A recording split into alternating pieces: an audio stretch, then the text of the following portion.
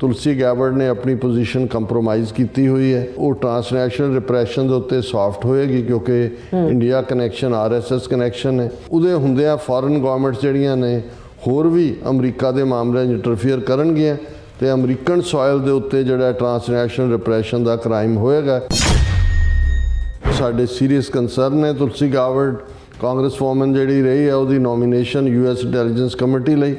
ਕਿਉਂਕਿ ਉਹਦੇ ਇੰਡੀਆ ਦੀ ਬੀਜੇਪੀ ਔਰ ਆਰਐਸਐਸ ਨਾਲ ਸੰਬੰਧ ਨੇ ਔਰ ਇਸੇ ਤਰ੍ਹਾਂ ਉਸ ਨੇ ਜਿਹੜਾ ਮੋਦੀ ਦੇ ਹਿਊਮਨ ਰਾਈਟਸ ਅਬਿਊਜ਼ਸ ਬਾਰੇ ਜੋ ਸਟੇਟਮੈਂਟ ਉਹਨੇ ਦਿੱਤੀ ਸੀ ਉਹ ਜਿਹੜੀ ਹੈ ਉਹ ਬਿਲਕੁਲ ਫਿੱਟ ਨਹੀਂ ਸੀ। ਜਦੋਂ ਹੁਣ 18 ਏਜੰਸੀਆਂ ਉਹਦੇ ਥੱਲੇ ਹੋਣੀਆਂ ਨੇ ਉਹਨੇ ਐਜ਼ ਏ ਡਾਇਰੈਕਟਰ ਹੋਣਾ ਤੇ ਇਹ ਕਿਵੇਂ ਜਿਹੜਾ ਹੈ ਅਮਰੀਕਨ ਸਿਕਿਉਰਿਟੀ ਨੂੰ ਪ੍ਰਭਾਵਿਤ ਕਰੇਗਾ ਇਹਦਾ ਨਜ਼ਰੀਆ ਇਸ ਬਾਰੇ ਇਹਨੂੰ ਸਵਾਲ ਪੁੱਛੇ ਜਾਣ।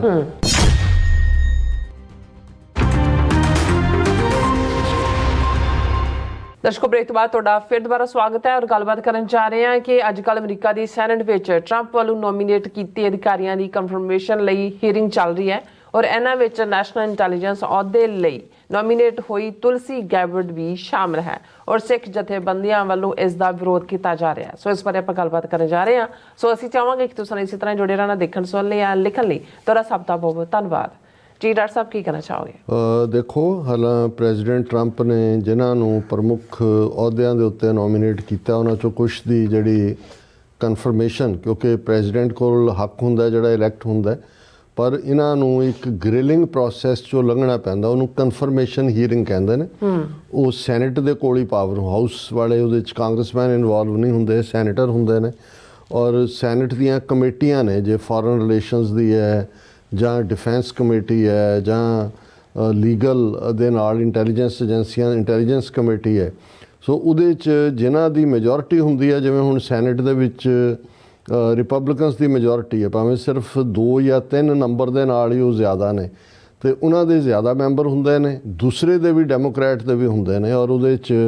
ਫਿਰ ਸਵਾਲ ਪੁੱਛੇ ਜਾਂਦੇ ਨੇ ਔਰ ਜਿਹੜੇ ਕੈਂਡੀਡੇਟਸ ਨੂੰ ਨੋਮੀਨੇਟ ਕੀਤਾ ਗਿਆ ਹੁੰਦਾ ਉਹਨਾਂ ਦਾ ਸਾਰਾ ਜਿਹੜਾ ਬੈਕਗਰਾਊਂਡ ਰਿਕਾਰਡ ਹੈ ਉਹਨਾਂ ਦੇ ਸਾਹਮਣੇ ਹੁੰਦਾ। ਹੁਣ ਇਹਦੇ 'ਚ ਕੋਈ ਸ਼ੱਕ ਨਹੀਂ ਹੈ ਕਿ ਟਰੰਪ ਨੇ ਕਿਹਾ ਕਿ ਜੀ ਜਲਦੀ ਇਹਨਾਂ ਨੂੰ ਨਿਬੇੜੋ ਔਰ ਆਲਰੇਡੀ ਜਿਵੇਂ ਮਾਰਕੋ ਰੂਬੀਓ ਜਿਹੜਾ ਉਹ ਸੈਕਟਰੀ ਆਫ ਸਟੇਟ ਸਭ ਤੋਂ ਪਹਿਲਾਂ ਨੋਮੀਨੇਸ਼ਨ 'ਚ ਉਹ ਬਣ ਗਏ। ਇਸੇ ਤਰ੍ਹਾਂ ਹੋਰ ਵੀ ਜਿਨ੍ਹਾਂ ਦੀ ਚੱਲ ਰਿਹਾ ਅਜੇ ਜਿਹੜੀਆਂ 2 ਕਰੂਸ਼ਲ ਫਸੀਆਂ ਹੋਈਆਂ ਨੇ ਜਿਨ੍ਹਾਂ 'ਚ ਅੱਜ ਵੀ ਜਿਹੜਾ ਉਸ ਦਾ ਪਾਰਟ ਸੀ ਇੱਕ ਤਾਂ FBI ਦੇ ਹੈੱਡ ਦੇ ਤੌਰ ਦੇ ਉੱਤੇ ਕਾਸ਼ ਪਟੇਲ ਔਰ ਦੂਸਰਾ ਜਿਹੜੀਆਂ 18 ਇੰਟੈਲੀਜੈਂਸ ਏਜੰਸੀਆਂ ਨੂੰ ਜਿਹਨੇ ਲੀਡ ਕਰਨਾ ਨੈਸ਼ਨਲ ਇੰਟੈਲੀਜੈਂਸ ਦੀ ਡਾਇਰੈਕਟਰ ਦੇ ਲਈ ਤੁਲਸੀ ਗੈਬਰਡ। ਹੁਣ ਤੁਲਸੀ ਗੈਬਰਡ ਦਾ ਜ਼ਿਕਰ ਅਸੀਂ ਪਹਿਲੇ ਪੀਰੀਅਡ 'ਚ ਵੀ ਕੀਤਾ ਸੀ, ਕਿਸੇ ਵੇਲੇ ਕਾਂਗਰਸ ਵੂਮਨ ਸੀ, ਗੋਰੀ ਹੈ, ਕਨਵਰਟਡ ਟੂ ਹਿੰਦੂਇਜ਼ਮ, ਗੀਤਾ 'ਤੇ ਹੱਥ ਰੱਖ ਕੇ ਇਹਨੇ ਸਹੁੰ ਚੁੱਕੀ ਸੀ ਐਜ਼ ਏ ਕਾਂਗਰਸ ਵੂਮਨ, ਪਹਿਲੀ ਐਸੀ ਬਣੀ ਜਿਹੜੀ ਸੀ ਇਸ ਕਿਸਮ ਦੀ। ਫਿਰ ਮੋਦੀ ਦੇ ਨਾਲ personal relationship, Mohan Bhagwat, Nagpur visit ਕਰਨਾ। ਫਿਰ ਇਸ ਕਿਸਮ ਦਾ ਹੀ ਨਹੀਂ ਉਸ ਦੇ ਜਿਹੜੇ ਈਵਨ ਇੰਟਰਨੈਸ਼ਨਲ ਲੈਵਲ ਦੇ ਉੱਤੇ ਰਸ਼ੀਆ ਪ੍ਰਤੀ ਹਮਾਇਤ, ਰਸ਼ੀਆ ਯੂਕਰੇਨ ਵਾਰ ਦੇ ਵਿੱਚ ਰਸ਼ੀਆ ਦੇ ਨਾਲ, ਫਿਰ ਅਸਾਦ ਸੀਰੀਆ ਦੇ ਮੁੱਦੇ ਦੇ ਉੱਤੇ ਜਿਹੜਾ ਉਹ ਸੀਰੀਆ ਦੇ ਅਸਾਦ ਦੇ ਨਾਲ ਉੱਥੇ ਵਿਜ਼ਿਟ ਵੀ ਕੀਤਾ ਔਰ ਕਿਉਂਕਿ ਅਸਾਦ ਨੂੰ ਰਸ਼ੀਆ ਸਪੋਰਟ ਕਰ ਰਿਹਾ ਸੀ ਉਸ ਦੇ ਨਾਲ ਜੁੜਿਆ ਹੋਇਆ। ਫਿਰ ਜਿਹੜਾ ਵਿਸਲ ਬਲੋਅਰ ਸਨੋਡਨ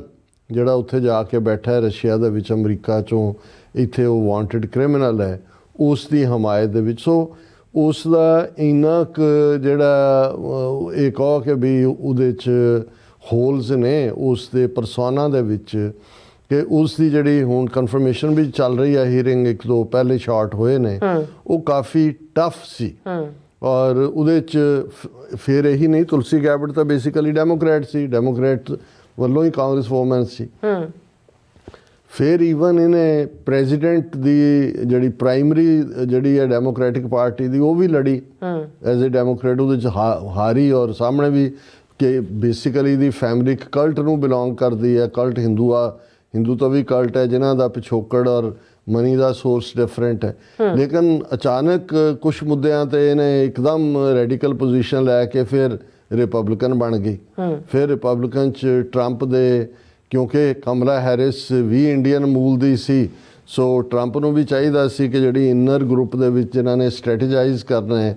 ਕਿ ਕਿਹੜੇ ਮੁੱਦਿਆਂ ਦੇ ਉੱਤੇ ਕੈਂਪੇਨ ਕੀਤੀ ਜਾਏ, ਉਹਦੇ 'ਚ ਇਹਦੀ ਯੂਸਫੁਲਨੈਸ ਸੀ। ਸੋ ਇਹ ਇੰਨੀ ਇਹ ਬਹੁਤਿਆਂ ਲਈ ਈਵਨ ਰਿਪਬਲਿਕਨ ਦੇ ਵਿੱਚ ਵੀ ਸਰਪ੍ਰਾਈਜ਼ ਸੀ ਕਿ ਇਸ ਕਿਸਮ ਦੀ ਜਿਹਦੇ ਹੋਲ ਨੇ ਇਸ ਮੁੱਦੇ ਤੇ ਇੰਟਰਨੈਸ਼ਨਲ ਲੈਵਲ ਤੇ, ਉਹਦੇ ਹਵਾਲੇ ਤੁਸੀਂ 18 ਇੰਟੈਲੀਜੈਂਸ ਏਜੰਸੀਆਂ ਕਰ ਦਿਓ। ਇਹ ਤਾਂ ਅਮਰੀਕਾ ਦੀ ਸੇਫਟੀ ਸਿਕਿਉਰਿਟੀ ਦੇ ਨਾਲ ਖਿਲਵਾੜ ਹੈ।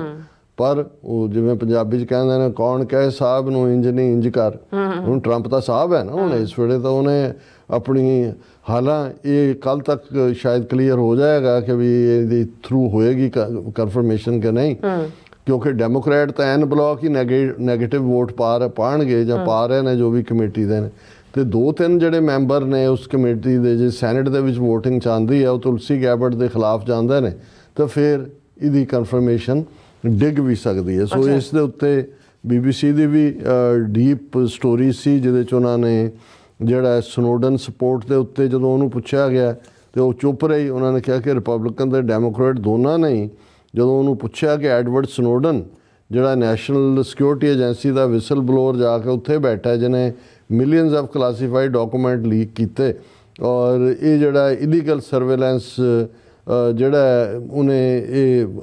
ਅਲੈਜ ਕੀਤਾ ਹੈ ਜਾਂ ਉਹਨੇ ਚਾਰਜ ਲਾਇਆ ਕਿ ਵੀ ਅਮਰੀਕਾ ਜਿਹੜਾ ਇਲੀਗਲ ਸਰਵੇਲੈਂਸ ਕਰ ਰਿਹਾ ਸੀ ਸਿਟੀਜ਼ਨਸ ਦੀ, ਇਸ ਦੇ ਉੱਤੇ ਤੇਰੀ ਕੀ ਟੇਕ ਹੈ? ਕਿ ਤੂੰ ਸਨੋਡਨ ਨੂੰ ਇਹ ਸਮਝਦੇ ਹੈ ਕਿ ਕੋਈ ਬਹਾਦਰ ਹੈ ਜਿਹਨੇ ਵਿਸਲ ਬਲੋਅਰ ਹੈ ਜਾਂ ਕੀ ਹੈ, ਔਰ ਤੂੰ ਉਹਨੂੰ ਟ੍ਰੇਟਰਸ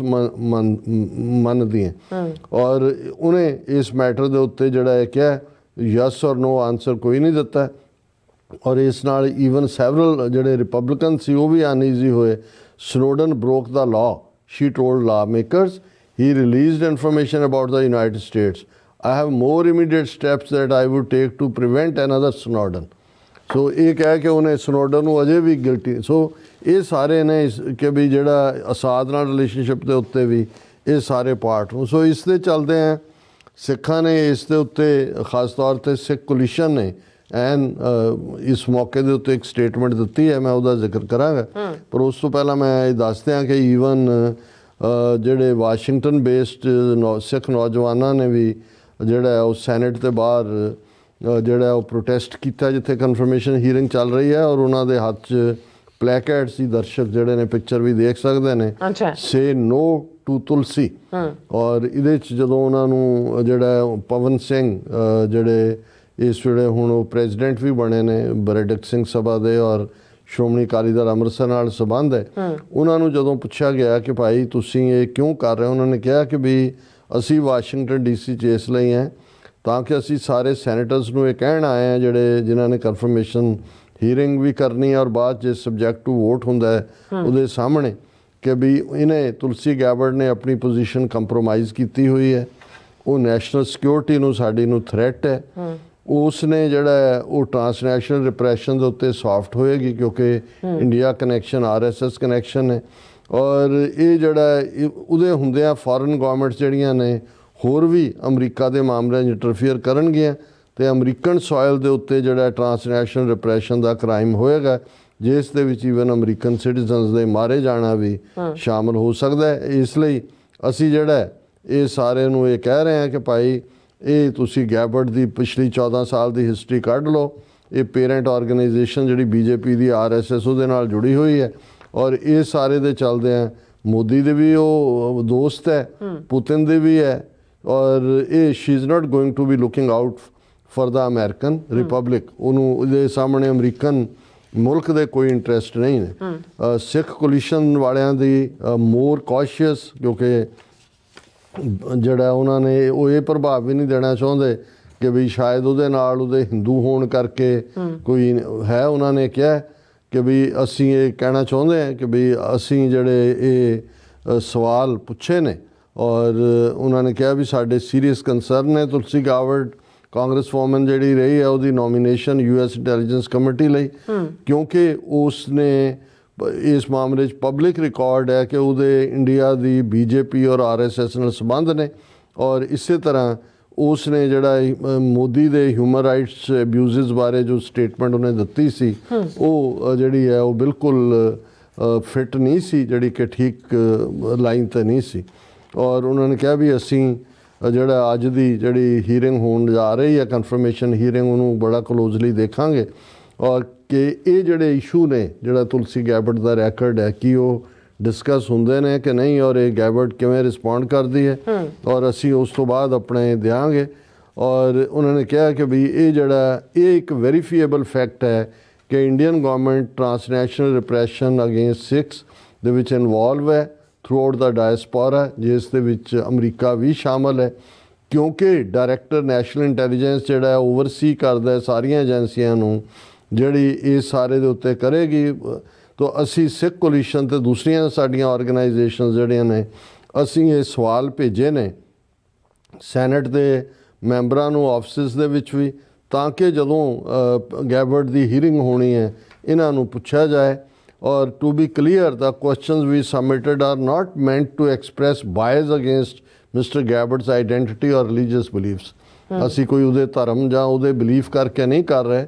ਪਰ no nominee for any position should be discriminated against on the basis of religion ਇਹ ਸਾਡਾ ਮੰਨਣਾ ਹੈ ਵੀ ਧਰਮ ਤੇ ਆਧਾਰਿਤ ਡਿਸਕ੍ਰਿਮੀਨੇਸ਼ਨ ਨਹੀਂ ਹੋਣੀ ਚਾਹੀਦੀ instead they are an attempt to understand how her pre-existing political views may impact her performance as the director of national intelligence and thus the national security of United States ਕਿ ਜਿਹੜੇ ਉਹਦੇ already ਬਣੇ ਹੋਏ ਖਿਆਲ ਨੇ ਉਹ ਹਿੰਦੂਤਵਾ ਤੇ ਹੋਣ ਮੋਦੀ ਤੇ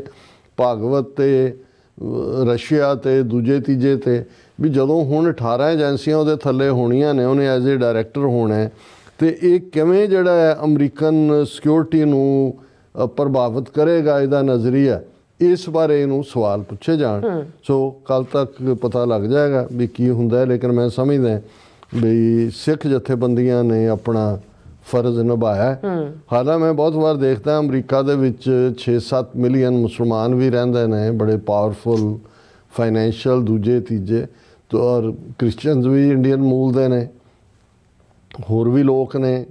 ਹੋਰ ਨਹੀਂ ਕਿਸੇ ਨੂੰ ਸੁਝਿਆ ਕਿ ਵੀ ਉਹਨਾਂ ਨੇ ਜਾ ਕੇ ਤੁਲਸੀ ਗੈਬਟ ਦੇ ਖਿਲਾਫ ਉੱਥੇ ਪ੍ਰੋਟੈਸਟ ਵੀ ਕਰਨਾ ਹੈ ਰਿਪਰੈਜ਼ੈਂਟੇਸ਼ਨ ਵੀ ਦੇਣੀ ਹੈ ਦੂਜਾ ਵੀ ਦੇਣਾ ਹੁਣ ਸਾਰੀਆਂ ਲੜਾਈਆਂ ਇਹ ਗੁਰੂ ਕੇ ਖਾਲਸੇ ਨੇ ਹੀ ਲੜਨੀਆਂ ਨੇ ਮੈਨੂੰ ਤਾਂ ਇਹੀ ਲੱਗਦਾ ਜੀ ਡਾਕਟਰ ਸਾਹਿਬ ਤੁਹਾਡਾ ਬਹੁਤ ਬਹੁਤ ਧੰਨਵਾਦ ਸਾਥ ਲੈਣੇ ਬ੍ਰੇਕ ਵਿਊਅਰਸ ਤੋਂ ਇਸ ਤਰ੍ਹਾਂ ਜੁੜੇ ਰਹਿਣਾ ਮਿਲਦੇ ਆ ਛੋਟੇ ਜਿਹੇ ਬ੍ਰੇਕ ਤੋਂ ਬਾਅਦ